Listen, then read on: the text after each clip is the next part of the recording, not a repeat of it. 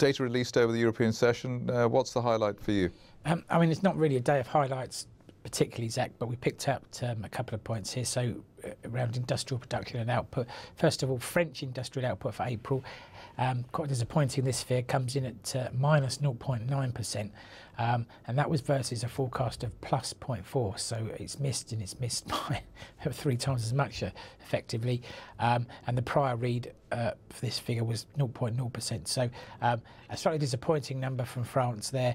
We've got accustomed to seeing some better data coming out of France recently, but it looks like it could be back on back into its bad habit, yes, shall we say.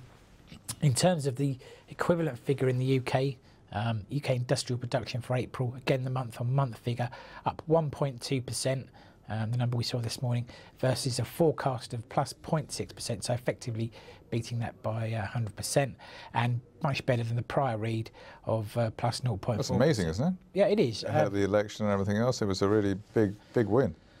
Yes, it is, and perhaps we do well to take that perhaps with a slight pinch of salt and look forward to the similar figure for April at in the early part of July. We'll get that, won't we?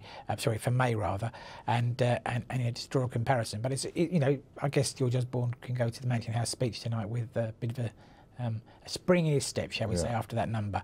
And the other big news this morning were the comments from the Governor of the Bank of Japan, Kuroda, who said the yen will not weaken relatively from here. What he was talking about is what's called the real effective exchange rate, or REA, and he's pointing out that on that basis the yen's back to levels it hadn't seen since 1973.